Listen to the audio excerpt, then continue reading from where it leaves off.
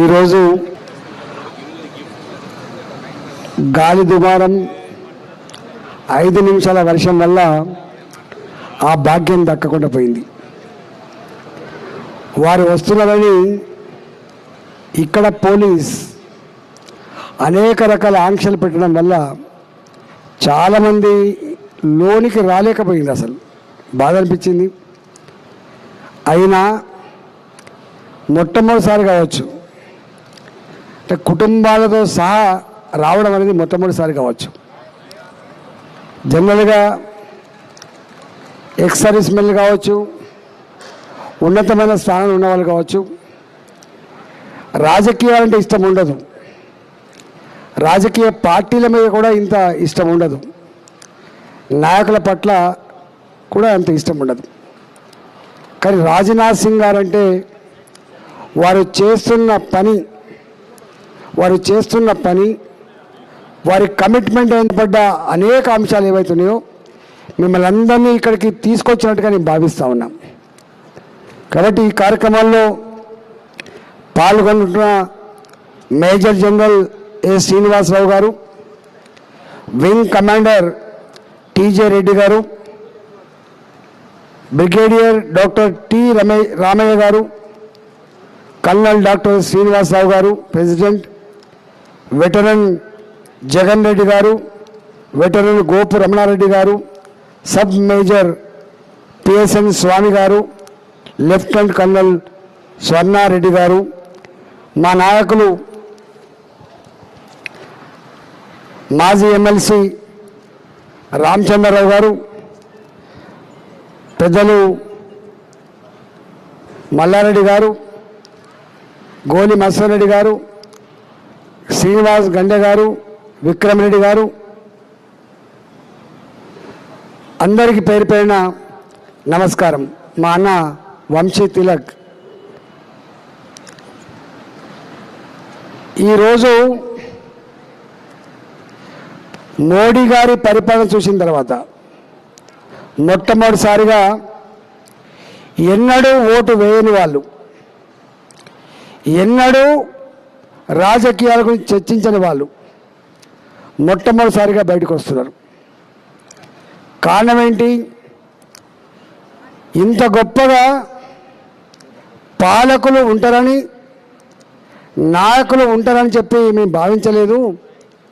కానీ మోడీ గారు చూసిన తర్వాత ఇంత గొప్పగా ఉంటుందని చెప్పి మొట్టమొదటిసారిగా మేము ఇంప్రెస్ అయినాం. అందుకే ఈ దఫా మేము స్పెక్టేటర్గా ఉండదలుచుకోలేదు. తప్పకుండా ఫిర్ ఏక్ బార్ మోడీ సర్కార్, అబ్కీ బార్ 400 పార్. ఈ నినాదం ఎత్తుకున్నది భారతీయ జనతా పార్టీ కాదు. ఈ నినాదం ఎత్తుకున్నది యావత్ 130-140 కోట్ల ప్రజానికం ఈ నినాదాన్ని ఎత్తుకున్నది. ఈ నినాదం అమలు చేయగలిగే శక్తి, అధికారం ప్రజలకు మాత్రమే ఉంటుంది తప్ప వేరే వాళ్ళకు ఉండే ఆస్కారం లేదు. అందుకనే ప్రజలు కనుక తలుచుకుంటే, అగర్ ప్రజా जो चाहता है जरूर वो इम्प्लीमेंट होगा. आज जो आवाज जो उठाया था अब की बार 400 पार, जो प्रजा ने उठाया था, इसीलिए वो जरूर सक्सेस होगा.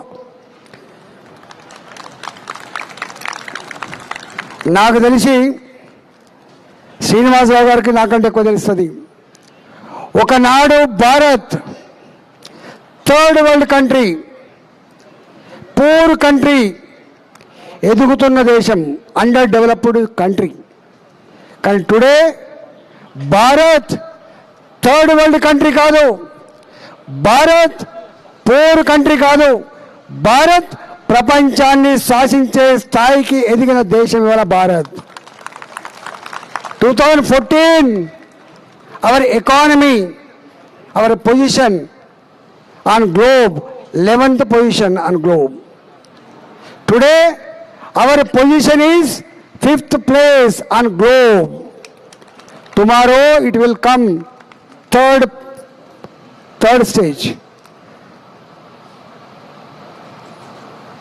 మోడీ గారు ఇంత తక్కువ కాలంలో ఇంత గొప్ప ఎకానమీని చేసినటువంటి వ్యక్తి మోడీ గారు. నేను ఆర్థిక మంత్రిగా పనిచేసిన కాబట్టి ఒక మాట చెప్పాలి. ప్రపంచవ్యాప్తంగా ఎకనామికల్ రెసిషన్ ఉన్నప్పటికీ కూడా జపాన్, అమెరికా, యూరోప్ లాంటి దేశాల్లో నెగటివ్ గ్రోత్ ఉన్నప్పటికీ కూడా, గ్రోత్ లేనప్పటికీ కూడా ఇవాళ భారత్ మాత్రం అగ్రేరియన్ బేస్డ్ ఎకానమీ కాబట్టి, రూరల్ బేస్డ్ ఎకానమీ కాబట్టి ఇవాళ కూడా ఎక్కడ గ్రోత్ రేటు తక్కువ కాకుండా కాన్స్టాంట్గా పెరుగుతున్న దేశం భారతదేశం. ఇవాళ ఒకప్పుడు ప్రపంచంలో శాసించే దేశాలు రెండే. One is America, another one is Russia. ఒక గుంపుకి నాటో, ఒక గుంపుకి Warsaw. One is led by America, one is led by Russia. First world వార్లో చూసినాం, సెకండ్ వరల్డ్ వార్లో చూసినాం మనం. కానీ ఇవాళ ఏ వార్సాకు నాయకత్వం వహించే రష్యా, ఉక్రెయిన్ రష్యా మధ్య యుద్ధం జరిగితే యుద్ధాన్ని ఆపించగలిగి మన పిల్లల్ని క్షేమంగా మన పేరెంట్స్కి అప్పచెప్పిన ఘనత మోడీ గారు. అవునా కాదా మీరు చెప్పండి. యుద్ధం మొదలైన తర్వాత నాకు తెలిసి పిల్లల కోసం ప్రధానమంత్రులు మాట్లాడిన చరిత్ర మనం చూసిందా? యుద్ధాన్ని ఆపించిన చరిత్ర మనం చూసిందా? మన దేశాన్ని చూసి గర్వపడి మా పిల్లల్ని కూడా మా దేశాలకు చేర్చమని చెప్పి అప్పీల్ చేసుకున్న చరిత్ర భారత్ది. మన విమానంలో వేరే పిల్లలు కూడా తరలించిన మనం గది. ఇవాళ ఈ మధ్య ఒక ఉత్తరం రాశాను, మీకు ఎక్కువ తెలిసి ఉంటుంది. ఏమని రాసిండ్రు? మోడీ గారు, మీ దేశంలో ఎన్నికలు జరగబోతూ ఉన్నాయి, మీరే మళ్ళీ ప్రధానమంత్రి అవుతున్న విశ్వాసం మాకుంది. ఇంత గొప్ప నాయకుడిని ప్రజలు వదిలిపెట్టుకుంటారని చెప్పి నేను నమ్మట్లేదు. కానీ మీరు మాకు టైం ఇవ్వాలి. జూలై మాసంలో ఆర్ ఆగస్టు మాసంలో మీరు మా ఇద్దరి దేశాల రష్యా, ఉక్రెయిన్ మధ్య జరుగుతున్న యుద్ధానికి మీరు ఫుల్ స్టాప్ పెట్టాలి. శాంతి కావాలి, మాకు అభివృద్ధి కావాలని చెప్పి ఎవరిని కోరిండు? మోడీ గారిని కోరిండు. That is India today. అంటే రష్యా కూడా మార్గదర్శనం చేయగలిగే శక్తి, సత్తా భారత్కు వచ్చిందని చెప్పి ఇవాళ మనకు తెలుసు. ఒకప్పుడు ఆర్మ్స్ అన్నీ కూడా ఇంపోర్టెడ్ ఉండే. ఇవాళ మేడ్ ఇన్ ఇండియా. ఇవాళ ప్రపంచానికే యుద్ధ పరికరాల ఆన్సర్ ఇండస్ట్రీస్ ఇవాళ భారత్లో ఉందన్న విషయం మేము మర్చిపోవద్దు. భారత్లో ఉంది ఇవాళ. అంతేకాదు, ఒకనాడు ఎక్కడైనా బార్డర్లో సమస్య వస్తే అక్కడ ఉన్న సైనికులు స్పాంటేనియస్గా స్పందించేటువంటి హక్కు లేకుండే. ఇవాళ రాజ్నాథ్ సింగ్ గారి హయాంలో, ప్రధానమంత్రి నరేంద్ర మోడీ గారి హయాంలో అప్పటికప్పుడు ఏ చర్య అయినా తీసుకునే హక్కు నా సైనికులకు కట్టబెట్టిండు నరేంద్ర మోడీ గారు. ఇవాళ ఇది చాలా పెద్ద మార్పు. ఇవాళ ఇంచు భూమి కూడా, చైనా బార్డర్ కావచ్చు, అది పాకిస్తాన్ బార్డర్ కావచ్చు, నా మాతృభూమి ఇంచు భూమి మీద కూడా ఎవడి ఆధిపత్యం ఉండడానికి ఆస్కారం లేదు అని చెప్పి ఇవాళ వేల కోట్ల రూపాయలు ఖర్చు పెట్టి ఇవాళ బార్డర్లో మొత్తం హైవేస్ నిర్మాణం చేస్తూ ఉన్నారు. అనేక టనల్స్. నాకు తెలిసి ఇంత పెద్ద మొత్తంలో ఇన్ఫ్రాస్ట్రక్చర్, ఇంత పెద్ద మొత్తంలో టన్నల్స్ నిర్మాణం, ఇంత పెద్ద మొత్తంలో హైయెస్ట్ బ్రిడ్జెస్, లాంగెస్ట్ బ్రిడ్జెస్, వేల కిలోమీటర్ రోడ్లు వేసి ఇవాళ భారత భూమి మీద ఎవడు కన్నెత్తి చూడకుండా కాపాడుతున్న వ్యక్తి నరేంద్ర మోడీ గారు. ఒకప్పుడు నేను చిన్నప్పుడు చూసేది, 40 years బ్యాక్ ఎవరైనా ఆర్మీలో రిక్రూట్ అయితే వాళ్ళ పేరెంట్స్ చనిపోయినట్టుగానే ఏడిచేది. మా కొడుకు ఆర్మీలో పోయిండు, ఎక్కడ చచ్చిపోతాడు అని చెప్పి. ఎందుకంటే ఆ సియాచిన్ మంచు కొండలలో ఇవాళ ఆక్సిజన్ దొరకకపోయినా, ఫుడ్ దొరకకపోయినా, మాతృభూమి రక్షణలో తుపాకీ డిగ్గర్ల మీద ఏలిపెట్టుకొని అనుక్షణం దేశాన్ని కాపాడి ఆ సైనికులు అలా ఓయిందంటే ఒత్తడో రాడో మళ్ళీ వాపస్ అనే భావన ఉండే. కానీ ఇవాళ నేను చూస్తున్న ఆర్మీ రిక్రూట్మెంట్ అంటే ఒక్క ఖాళీ ఉంటే 20 మంది 30 మంది రిక్రూట్మెంట్ కోసం వచ్చే పరిస్థితి ఎందుకు వచ్చింది అంటే ఇవాళ గ్యారంటీ ఉంది ఇవాళ. ఒకనాడు గ్యారంటీ లేదు. ఇంతకుముందు చెప్పాను చాలామంది. లాల్ చౌక్లో మనం 3 రంగుల మువ్వెన్నెల జెండా ఎగిరాలంటే రక్తం చిందవలసిందే.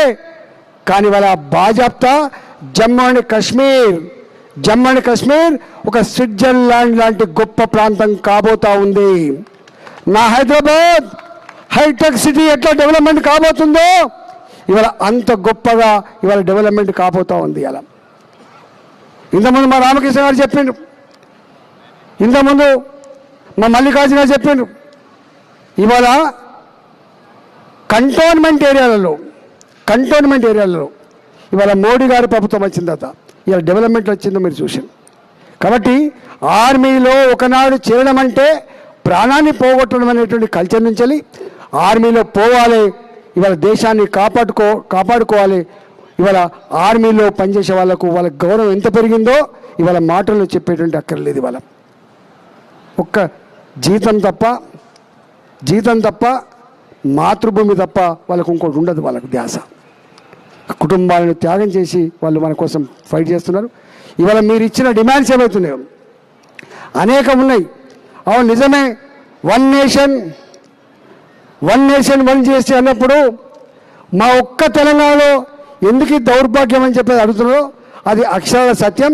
మీకు తెలవాలి, తెలంగాణ నంబర్ వన్ అని చెప్పి కేసీఆర్ గారు చెప్తారో ఇవాళ మీకు తెలవాల్సింది ఏంటంటే దేశంలో లిక్కర్ కన్జంప్షన్లో నంబర్ 1 స్టేట్ తెలంగాణ. మీకు తెలుసో తెలియదు, యూపీ కంటే కూడా ఎక్కువ ఉంటుంది. మన ఆదాయం లిక్కర్ ఆదాయం 45,000 crore rupees for annum. That is the reason మీ ప్రైస్ పెరగడానికి. At the time of Telangana formation 2014 our revenue from excise department 10,700 crore rupees. Today it is 45,000 crore rupees. అంటే నంబర్ వన్ అప్పుల్లో నంబర్ 1, లిక్కర్ కన్జంప్షన్లో నంబర్ 1, లిక్కర్ తాగి చనిపోయిందని number 1. అయినా ఈ రాష్ట్రంలోనే ఈ అనమలి ఈ డిస్పారిటీ అవుతుందో దాన్ని అంతమొందించడానికి నేను ఫైటర్ని కాబట్టి, నేను పోరాటం చేసి వచ్చినాను కాబట్టి మీ తరపున దాని గురించి ఫైట్ చేస్తా అని చెప్పి మాటిస్తున్నాను. నంబర్ 1. నంబర్ 2, ఇవాళ ఆర్మీలో పనిచేసే వాళ్ళు హ్యాండ్ టు మౌతే ఉంటుంది. వాళ్ళ కుటుంబాన్ని పోషించుకుంటారు తప్ప వాళ్ళ పిల్లల్ని మంచిగా చదివించుకొని వాళ్ళు పెద్దగా కావాలని మంచిగా కావాలని కోరుకుంటారు తప్ప కోట్ల రూపాయలు సంపాదించుకునే ఆస్కారం లేదు. ఇవాళ నేను అంటున్నా, కేసీఆర్ గారు 1 ఎకరం 100 కోట్లకు అమ్ముడుపోతుందని చెప్పి గర్వంగా టీవీలలో చూపిస్తాడు. మరి 100 కోట్లకు ఎకరం ఉన్నటువంటి ఈ హైదరాబాదులో ఈ గడ్డను నమ్ముకొని ఆర్మీలో పనిచేసి రిటైర్ అయిన వాళ్ళకు ఒక 50 గజాల జాగా కొనుక్కునే స్తోమత ఉంటుందా? మీరు చెప్పండి, ఉంటుందా?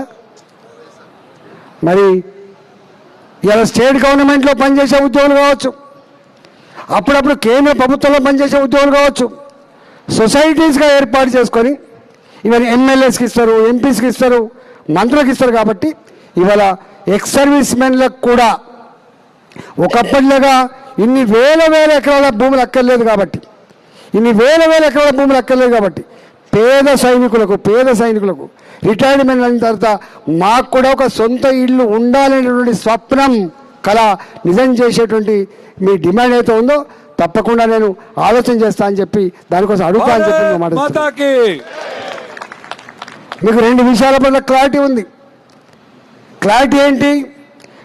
నేను 22 ఏళ్ళు ఎమ్మెల్యేగా, పార్టీ ఫ్లోర్ లీడర్గా, తెలంగాణ వచ్చిన తర్వాత ఫస్ట్ ఫైనాన్స్ మినిస్టర్గా, కరోనా కష్టకాలంలో ఆరోగ్య శాఖ మంత్రిని పనిచేశాను.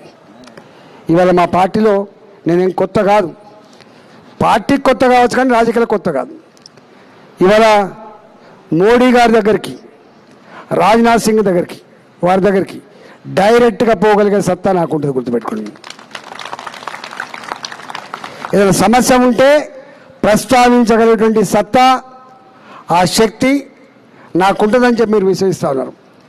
ఇలా బీఆర్ఎస్ పార్టీ ఉంది, ఓటు వేస్తాం, నా ఇక్కడ అధికారం లేదు, అక్కడ పోయి కూడా చేసేదేమీ లేదు, చేస్తే రావాలేమన్నా అని అంతకుముందు అనేది తెలంగాణ ప్రాంతం పట్ల, తెలంగాణ అభివృద్ధి పట్ల, సమస్యల పట్ల నాకున్న మమకారం ఇంకొక పార్టీకి ఉంటుందని చెప్పి మాట్లాడిన వారు. కానీ ఇవాళ వారికి ఇక్కడ లేదు కాబట్టి వారు ఫైట్ చేసే ఆస్కారం లేదు. కాబట్టి డెఫినెట్గా ఈ పార్టీకి ఓటేయడం వల్ల మనకు ప్రయోజనం లేదు, మన సమస్య పరిష్కారం కాదు. కాంగ్రెస్ పార్టీ కూడా ఏం చెప్తా ఉంది? కాంగ్రెస్ పార్టీ నాకు ఓటేయండి, మా రాహుల్ గాంధీ గారు ప్రధానమంత్రి అవుతాడు అంటున్నాడు. సాధ్యమవుతుందా? 40 సీట్లున్న కాంగ్రెస్ పార్టీ 300 సీట్లు వచ్చే ఆస్కారం ఉందా దేశంలో? పోటీలో 300 సీట్లకు పోటీ చేస్తున్నప్పుడు ఎట్లా సాధ్యమవుతుంది? అంటే వారు ఇక్కడ గెలిచేది లేదు, అక్కడ ప్రధానమంత్రి గవర్నమెంట్ వచ్చేది లేదు, మన సమస్య పరిష్కారం ఏది లేదు. అందువల్ల ఇవాళ సమస్య పరిష్కారం చేయగలిగే సత్తా మల్కాజిగిరి పార్లమెంట్లో ఇవాళ కంటోన్మెంట్లో ఇన్ఫ్రాస్ట్రక్చర్ రావాలన్నా, ఎంప్లాయ్మెంట్ జనరేషన్ రావాలన్నా, మెట్రో రైలు రావాలన్నా, నా ఇండస్ట్రీస్ రావాలన్నా, నా సాఫ్ట్వేర్ ఇండస్ట్రీస్ రావాలన్నా ఇవాళ భారతీయ జనతా పార్టీతో మాత్రమే సాధ్యమైందని చెప్పి మనం చేస్తున్నాం. ఇవాళ మీరు చూసిండ్రు, ఒకనాడు దేశంలో ఇదే హైదరాబాద్లో నా కుటుంబం చల్లగుండాలి, నా సమాజం చల్లగుండాలని చెప్పి సాయిబాబా టెంపుల్ దగ్గర పూజ కోసం పోయినరు అమాయకులు. టెర్రరిస్టుల బాంబులలో అనేక మంది చనిపోయినరు. తెగిపడ్డ చేతులు, తెగిపడ్డ కాళ్ళని ఇప్పటికి మనం వాళ్ళని చూస్తూ ఉంటాం. మేము నా గోకుల్ చాట్ బాంబ్ బ్లాస్ట్లో ఎంతమంది చనిపోయారు ఒకసారి చూడండి. దిల్సుఖ్నగర్ బాంబ్ బ్లాస్ట్ ఎంతమంది చనిపోయారు ఒకసారి చూడండి. ఇవాళ లుంబిని పార్కులో కూడా బాంబులు పేల్చారు. కానీ ఇవాళ ఈ హైదరాబాద్లో కాదు, నేను ఒక డాక్టర్ మనం చెప్తుండే, శ్రీనగర్లో ఒకనాడు ప్రతి నిత్యం బుల్లెట్ల గాయాలతో ప్రజలు కావచ్చు, బుల్లెట్ల గాయాలతో సైనికులు కావచ్చు దవాఖానకు వచ్చేది. ఇవాళ ఆ బుల్లెట్ల గాయాలు లేవని చెప్పేటువంటి మాట అవుతుందో ఇవాళ భద్రతకి ఇవాళ గొప్ప ప్రయారిటీ ఇచ్చి ప్రజల ప్రాణాలు కాపాడినటువంటి బిడ్డ నరేంద్ర మోడీ గారు. ఇవాళ ఎందుకు ఓటేయాలి? నేను ఒక మానవత్వంతో కూడినటువంటి ఒక సమస్య చెప్పిపోతాను. నేను గ్రామాలలో ఎంతోమంది ప్రధానమంత్రులు వచ్చిపోయిన, దేశంలో ఎంతోమంది ముఖ్యమంత్రులు వచ్చిపోయారు. కానీ గరీబ్ కుటుంబంలో పుట్టిన బిడ్డ కాబట్టి उन्हें प्रधानमंत्री बनने के बाद स्वच्छ भारत ये स्कीम लाके, ये प्लान लगा के क्या करा? गरीब लोगों के घरों को 12 करोड़ टॉयलेट्स दिया. 12 करोड़ टॉयलेट्स आप लोग जानते, టాయిలెట్ లేకపోతే ఎంత ఇబ్బంది అవుతుందో మీకు తెలుసు. చిన్న సమస్యనే కావచ్చు కాక, కానీ ఇవాళ గరీబోళ్లకు వాళ్ళ ఆత్మగౌరవానికి టెన్షన్ లేకుండా 12 కోట్ల టాయిలెట్ కట్టించినటువంటి మానేడు. పేదవాళ్లకు ఫస్ట్ టైం 4 కోట్ల కుటుంబాలకు ఇల్లు కట్టించిన వ్యక్తి కూడా నరేంద్ర మోడీ గారే. ఇవాళ నేను all India institute of medical sciences ఇవాళ రిగ్రెసివ్ మ్యాన్లో పోతున్నామా, ప్రోగ్రెసివ్ మ్యాన్లో పోతున్నామా అనడానికి ఇంతకంటే ఎగ్జాంపుల్ అక్కర్లేదు. అది AIIMS, all India institute of medical sciences, Nehru garu, all India institute of medical sciences Nehru గారి ఆయనలో ఒకటి వచ్చింది, వాజ్పేయి గారి ఆధ్వర్యంలో ఒకటి వచ్చింది, ఇవాళ మన్మోహన్ సింగ్ ఆధ్వర్యంలో ఒకటి వచ్చింది. అంటే మొత్తం దేశంలో 3 ఎయిమ్స్ వస్తాయి. మోడీ గారు వచ్చే నాటికి 3 ఎయిమ్స్ వస్తే మోడీ గారు దేశం పురోగమించాలి, ప్రపంచ చిత్రపటం మీద భారత్ గొప్పగా ఎదగాలని చెప్పి 16 all India institute of medical sciences 10 ఏళ్ల కాలంలో ఇచ్చిన వ్యక్తి మహానీయుడు మోడీ గారు. ఇవాళ ఏం కంపేర్ చేస్తావు నువ్వు? ఏం థింక్ చేస్తావు నువ్వు? అబ్దుల్ కలాం కళలు కనండి, కానీ పెద్ద కళలు కనమని చెప్పిండు. ఇవాళ మోడీ గారికి అంటున్న కళ చాలా పెద్దది. ఒకనాడు 2014 లోపు per day national highways construction was 11 kilometers per day. Today 37 kilometers per day national highways construction. Before 2014 75 or 76 airports in India. Today 153 airports in India. 153 airports in India. ఇంతెందుకు మీకు ఈ హైదరాబాద్, ఈ సికింద్రాబాద్ రైల్వే స్టేషన్, నీ కాచిగూడ రైల్వే స్టేషన్, నీ నాంపల్ railway station दुर्गंधपूरिతంగా ఉండేది. बहुत गंदा था वो. आज दिखते क्या गंदा वो. आज मॉडर्न रेलवे स्टेशन एयरपोर्ट जैसा देखे वो कंस्ट्रक्शन पूरी हो रहा है. Secunderabad railway station 600 crore rupees, 400 crore rupees for Kacheguda railway station, 350 crore rupees for Nampally railway station. इससे पहले क्या था? 10 కోట్లు ఇచ్చి సున్నం వేసేటోళ్ళు, సున్నం వేసింది. కానీ మోడీ గారు ఆలోచన కంపు రైలు, ఇవాళ వందే భారత్ రైలు, ఒకనాడు 10 గంటల ప్రయాణం, ఇవాళ 5 గంటల ప్రయాణంతో ఇవాళ పోయే పరిస్థితి వచ్చింది. అందుకే అన్నిటికంటే ముఖ్యంగా ఒకనాడు నా president of India Abdul Kalam gone to America, insult చేసింది ఎయిర్పోర్ట్లో, ఇన్సల్ట్. నా నరేంద్ర మోడీ గారికి పాస్పోర్ట్ లేని అమెరికా, కానీ అమెరికా ఇవాళ నరేంద్ర మోడీ గారిని పిలిపించుకొని వాళ్ళ సెనేట్లో మాట్లాడించుకొని వాళ్ళ సెనేటర్లు లేచి 10 నిమిషాలు సప్పట్లు కొట్టి జై మోడీ అంటుందంటే where we are today, what we are today ఇవాళ. అందువల్ల మన పిల్లలు అమెరికాలో ఉన్నా, మన పిల్లలు దుబాయ్లో ఉన్నా, మన పిల్లలు లండన్లో ఉన్నా, యూరోప్లో ఉన్నా, ఇవాళ ఐఎమ్ ఇండియన్ అని చెప్పుకునే స్థాయికి ఎదిగింది భారత్. ఇవాళ దాన్ని వెలగట్టలేం, కొలవలేం మనం. అందువల్ల నేను మీ అందరికీ విజ్ఞప్తి చేస్తున్నా, రామాలయం దాని గురించి విమర్శ చేస్తూ ఉన్నారు. ఎస్, ప్రభుత్వం ఎయిర్పోర్టులు, రైల్వే స్టేషన్లు, రైలు పట్టాలు, బిల్డింగులు, ఎయిమ్స్ మాత్రమే కాదు, కల్చర్, సంస్కృతి, సాంప్రదాయాలు, విశ్వాసాన్ని కూడా కాపాడాలి. ఆ విశ్వాసాన్ని కాపాడిన మహానాయకుడు నరేంద్ర మోడీ. ఇలా గర్వపడాలి. మీకు తెలుసు, పరాయి దేశాలు దాడి చేస్తున్నప్పుడు మనం ఓడిపోతే మొట్టమొదటిగా విక్టిమైజ్ అయ్యే ఫ్యామిలీ రాజకుటుంబం, సైనికులు విక్టిమైజ్ అవుతారు. ఆ తదుపరి ఇవాళ మహిళలు అవుతారు. ఆ తదుపరి ఆనవాళ్ళు లేకుండా ఇవాళ దేవాలయాల మీద దాడి చేస్తారు, సంస్కృతి మీద దాడి చేస్తారు. మళ్ళీ వీళ్ళకు జ్ఞాపకాలు ఉండద్దు, మళ్ళీ కథం కావాలని చెప్పి అలాంటి దాంట్లో ధ్వంసం చేయబడితే అయోధ్యలో మనమందరం ఆరాధించే రాముడి ఆలయం అదొక కళ. 500 సంవత్సరాలుగా 100 మంది దానికోసం చనిపోయినారు, రక్తం చిందింది, కానీ ఎవరి వల్ల కాలే. ప్రతి గ్రామంలో, ప్రతి గేటెడ్ కమ్యూనిటీలో, ప్రతి అపార్ట్మెంట్లో ఆలయం లేకపోతే మనిషికి తృప్తి ఉండదు.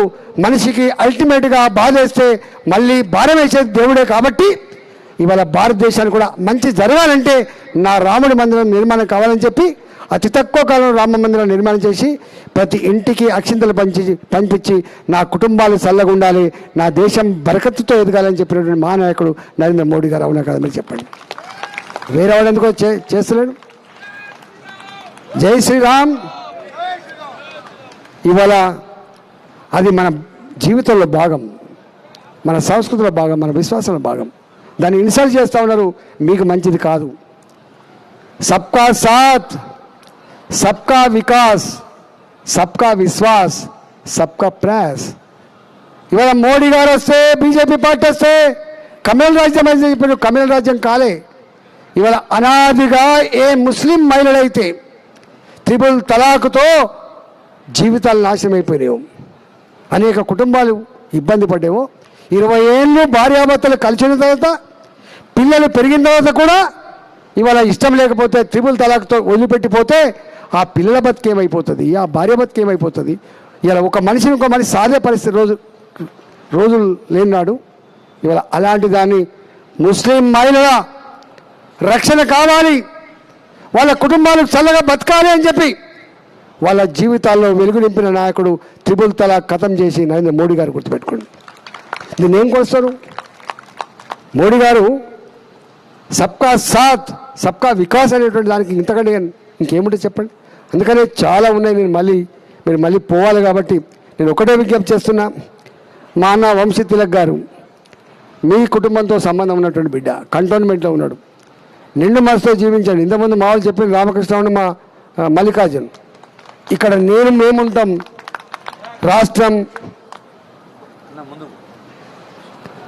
రాష్ట్రం లెవెల్లో వారుంటారు, పార్లమెంట్లో నేనుంటా. కాబట్టి ఈ ముగ్గురి కాంబినేషన్లో మీరు ఇచ్చిన దరఖాస్తులు పట్టుకునే పోవు. ఉన్నంతలో ఏదన్నా తప్పకుండా చేసే ప్రయత్నం చేస్తాం. మాలంటే అనుకుంటే వదిలిపోతే లేదు. కాబట్టి మేము పవర్ ఓరియంటెడ్ పొలిటికల్ లీడర్ కాదు, మేము మనీ ఓరియంటెడ్ పొలిటికల్ లీడర్ కాదు, పైరవీ ఓరియంటెడ్ పొలిటికల్ లీడర్ కూడా కాదు. మేము పీపుల్ ఓరియంటెడ్ పొలిటికల్ లీడర్. మేము we proud to say I'm a political leader. I'm for masses, I'm for people. ఈ పదవి మాకు అమ్మాయి ఇస్తే వచ్చేది కాదు, కొనుక్కుంటే వచ్చేది కాదు, మీరు ఆశీర్వదిస్తే వచ్చే పదవే మా మీ కాలుకు మునిగితే పన్నుతో పీకే కల్చర్ ఉన్న వాళ్ళం మేము. కాబట్టి మా 22 సంవత్సరాల చరిత్ర మీ కళ్ళ ముందు కదలాడుతుంది. కాబట్టి ఇవాళ మీకు ఈ అప్పీల్ చేస్తున్నా. ఇంతకుముందు ఒక మేడం వచ్చిండు, వారి పేరేందో నాకు తెలియదు, నాగమణి.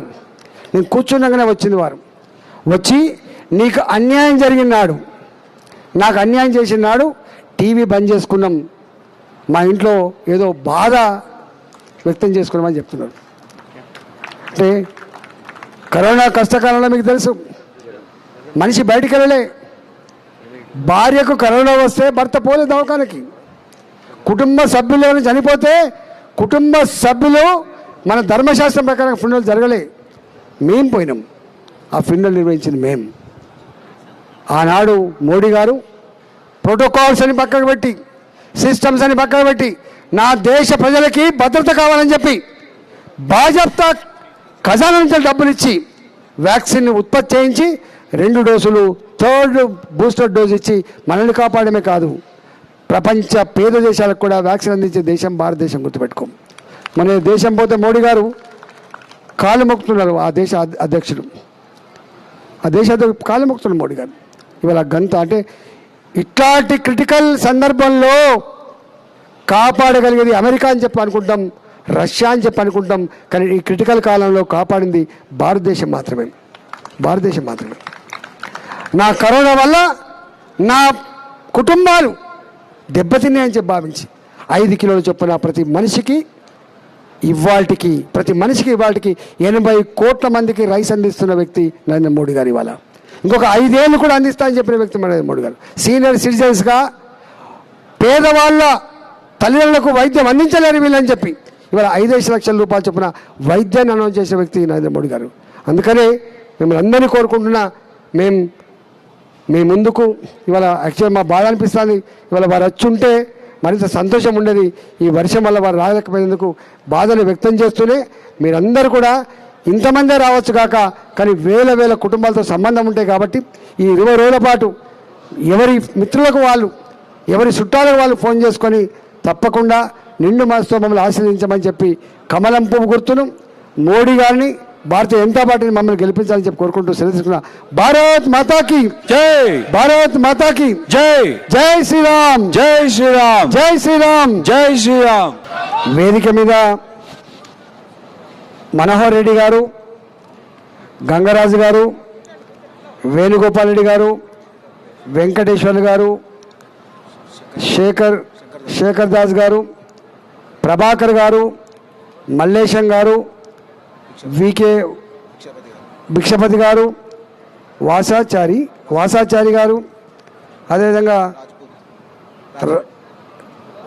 కృష్ణ గారు, సుదర్శన్ గారు, మురళీకృష్ణ గారు, అందరు ఏమనుకోకుండా అందరి పేరు చదవకపోతే ఇవాళ మీ అందరికీ పేరు పేరున నమస్కరిస్తూ, మా చౌదరి గారు కూడా పెద్ద చౌదరి వారి ఇంటికి పోయిన నేను గా వయసులో వారి దేశం గురించి ఆలోచిస్తున్న తీరు మాకంటే ఇంకో 50 ఏళ్ళు ముందుగా ఉన్నది. వారి పాదాలకు దండం పెడుతూ ఇవాళ మీ అందరికి నమస్కారం సెలవు తీసుకుంటాం. థ్యాంక్ యూ అన్న, థ్యాంక్ యూ. మీ అందరికీ ధన్యవాదాలు. మీరు ఇంత మంచి స్పీచ్. ఒక నిమిషం ప్రోగ్రామ్ కంప్లీట్ చేయాలి. ఒక నిమిషం ప్లీజ్, దయచేసి ఒక నిమిషం. దయచేసి మా మాజీ సైనికుల తరపున ఈటెల రాజేందర్ గారికి వెటరన్ క్యాంపు జనరల్ శ్రీనివాసరావు గారు ప్రజెంట్ చేయవలసిందిగా కోరుతున్నాను. వెటరన్ క్యాప్, ఈ క్యాప్ని మా మాజీ సైనికులందరికీ మీరు వెన్నంటిగా ఉంటూ మమ్మల్ని ముందు వెనకుండి నడిపిస్తూ మీరు మా సైనికుల్లో ఒకటిగా, మా కుటుంబంలో ఒకటిగా ఉంటూ మా సైనికుల బాధలని తీర్చాల్సిందిగా కోరుతూ ఈ వెటరన్ క్యాప్ని మీకు ప్రజెంటేషన్ చేస్తున్నాం. ధన్యవాదాలు సార్. తదుపరి కార్యక్రమం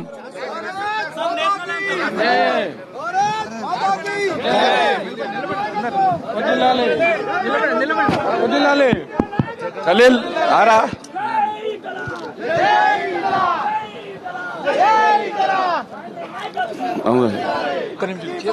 మోదీ సార్ 400 పార్. అందరినీ కూర్చోవలసిందిగా కోరుతున్నా. ఇంకా కార్యక్రమం అయిపోలేదు. దయచేసి వేదిక మీద ఉన్న మా మాజీ సైనికుల ప్రతినిధులందరూ 2 నిమిషాలు ఓపిక వలసిందిగా, అలాగే వేదిక ముందున్న మన మాజీ సైనికులందరూ 2 నిమిషాలు ఓపిక పట్టవలసిందిగా కోరుతూ లేడీస్ పోండమ్మా. మన మాజీ సైనికుల సమాఖ్య అధ్యక్షుడు జగన్ రెడ్డి గారికి బూకేతో సత్కరించవలసిందిగా మురళి మీరెవరు? మా అశోక్ రెడ్డి గారు మిగతా వారందరూ భోజనాలు చేసుకోవచ్చమ్మా. First ladies priority. టిఫిన్లు అదే విధంగా భోజనాలు గిట్ట ఉన్నాయి. ఫస్ట్ ప్రయారిటీ ఇవ్వండి లేడీస్ కు. అక్కడ ఉన్న ఆర్గనైజర్లు అందరూ చూడాలి దయచేసి. బాబు రాజు సాబ్ అందరూ పోండ్రా. ఇక నువ్వు ఉంటు వాళ్ళని చూడు. చేతు ఫస్ట్ లేడీస్ ప్రయారిటీ ఇవ్వండి. ఈరోజు ఈ కార్యక్రమానికి విచ్చేసిన మాజీ సైనికుల కుటుంబాలు, మాజీ సైనికులందరూ, ఒక జవాన్ నుంచి జనరల్ వరకు అందరూ ఇంత ఓపికగా వర్షం వచ్చిన తర్వాత కూడా మీరు ఓపికతో ఉండి ఈ కార్యక్రమాన్ని చాలా ఘనవంతంగా, సమర్థవంతంగా, విజయవంతంగా చేసినందుకు మీరందరికీ మా మాజీ సైనికుల సమాఖ్య, తెలంగాణ ఎక్స్ సర్వీస్మెన్ అసోసియేషన్ అందరి తరఫున పేరు పేరున ధన్యవాదాలు తెలియజేస్తూ ఈ కార్యక్రమం వచ్చిన మాజీ సైనికులందరికీ మా హృదయపూర్వక ధన్యవాదాలు తెలియజేస్తున్నాను. అలాగే ఈ కార్యక్రమానికి ముందుంచి నడిపించిన మా కంటోన్మెంట్ మెంబర్ రామకృష్ణ గారికి, మల్లికార్జున గారికి, అశోక్ రెడ్డి గారికి, సురేందర్ రెడ్డి గారికి, అలాగే మాణిక్ రెడ్డి గారికి, అలాగే మా రవికిరణ్ గారికి, అలాగే ఎంతో మా సురేందర్ రెడ్డి అన్న ముందుకు రావాల్సిందిగా కోరుతున్నా. లేడీస్ ఫోటోస్ దిగుతారంట కొద్దిగా. దయచేసి అన్న క్యాప్ లాస్ట్ వరకు పెట్టుకోవాలి. క్యాప్ చివరగా నేషనల్ యాంథమ్ ఉంటుంది. దయచేసి పెట్టుకోవాలి. దయచేసి ఒక్క నిమిషం ఈ కార్యక్రమానికి ముగింపుగా మన జాతీయ గీతం అనేది ఉంటుంది. అందరూ ఒక నిమిషం ఉండి, అన్న జాతీయ గీతం ఉంది, దయచేసి డిసిప్లిన్ గా ఈ జాతీయ గీతాన్ని ఆలపించవలసిందిగా కోరుతున్నా. స్టార్ట్ చేయండి సార్. జనగణమన అధినాయక జయ హే భారత భాగ్య విధాత, పంజాబ్ సింధు గుజరాత్ మరాఠా ద్రావిడ ఉత్కళ వంగా వింధ్య హిమాచల యమునా గంగా ఉచ్చల జలధి తరంగా तव शुभ नामे जागे तव शुभ आशीष मांगे गाहे तव जय गाथा जनगण मंगलदायक जय हे भारत भाग्य विधाता जय हे जय हे जय हे जय जय जय जय हे भारत माता के जय, भारत माता के जय, भारत माता के जय.